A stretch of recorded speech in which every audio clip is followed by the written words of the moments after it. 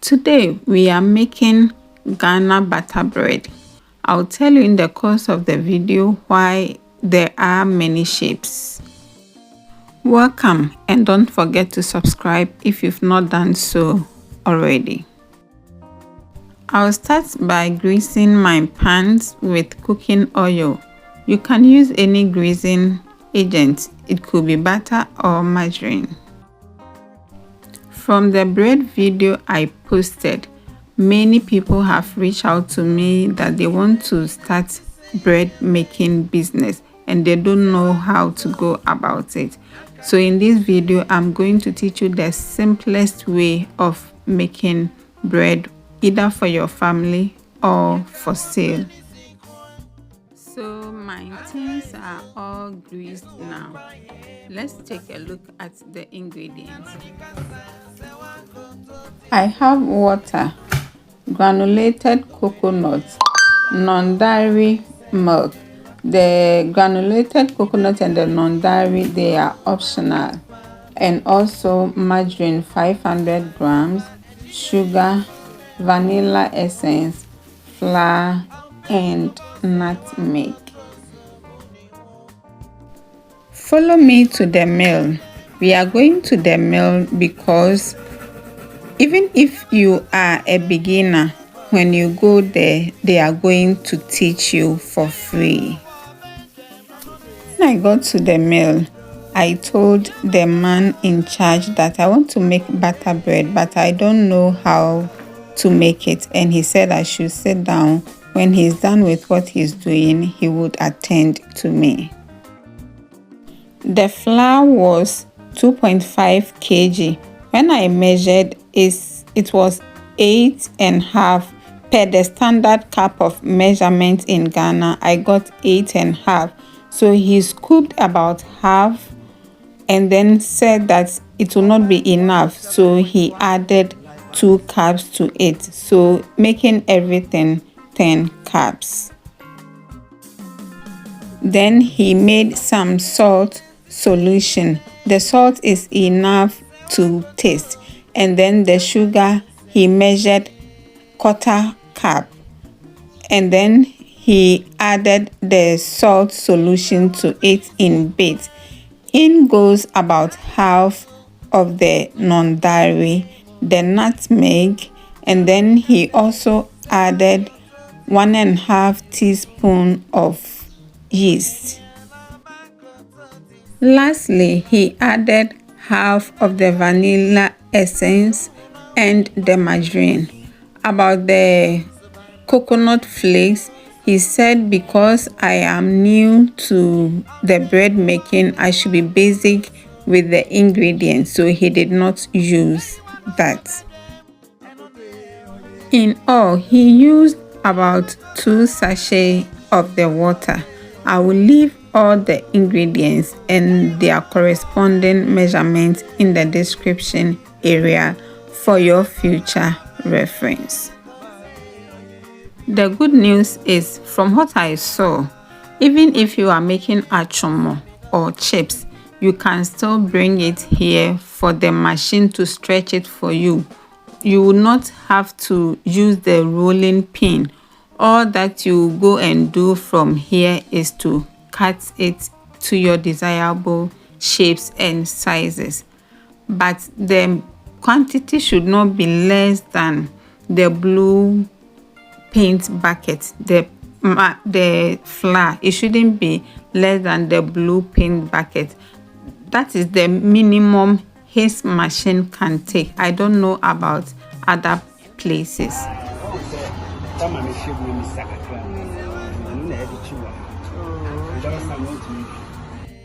Earlier on, he was explaining to me that the flour he scooped aside, that is what he is going to use in the stretching process. Without that, the dough will stick onto the roller or the machine. And can you guess how much I paid for all these? He charged 4 Ghana cedis. Yes, 4 cedis for everything. So why go through the stress if a machine can do it for you. And I'm back home. Look at the texture of the dough. I am so I will cut it to my desired sizes and begin the work proper. So this is the first thing that I will be using, or pan that I will be using. So I will mold it to fit both in weight and height. So let's begin. Honestly, I don't know how to explain this process, but what I am doing now is to mold it. But then I realized that the dough I had taken was not enough, so I added up. So as I am tucking it in, I am stretching it to fit the pan. To me, we are not the inner part of my hand, the heavy side. I'll press the dough with it to seal the ends. Abi ubab. Mo de brofu edu ti mo ma menka twi kakra wai. De me ye ne say me fa esam na me pia ahyem. Nti me ye nyina na me twim se de beye a ne tintin ene chensen no ebeye pe. Nti me ye na me de me nsa yem bebe a join me nsa na me dididi no me join me nsa dua no saa e pone ho no wo ye nyina na wudi mia so se de beye a ebeka afamienu ne nyina atare. Simple ya na brofu twintwa amanemu sa no semate ase nti me wie pa na afei ma fa chense no na me de atum. I see other creators using rolling pin, which is equally helpful, but if you are going to make this in commercial quantities, the rolling pin would waste your time. And also because the machine has already stretched it for you, when you are using your hands to do the molding, it will not be difficult at all. I was telling a subscriber days ago to go and do a free community service at a bakery or in a bakery. That is what I did. When I go to work, my school has a bakery, so in my leisure hours, I do go there to go and help, thereby learning. I want to advise that be it cooking, frying, baking, whatever, we should take advantage of situations or occasions where there is a funeral. Involve yourself in the cooking. You add one or two to your list of methods. Or when they are baking, don't isolate yourself. Don't say that they would help. Get yourself busy during these seasons and you are going to learn a lot from different people. I got all these bread for less than 70 cedis. Let's say 70 cedis. When I went to the mill, the man said that the blue bucket of flour is 60 cedis, whereas 5 kg is around 66 to 68. I've forgotten the price, but it's between 66 and 68 cedis in the market. And the blue bucket is almost half of the 5 kg. So it's prudent you buy it from the market rather than from the mill.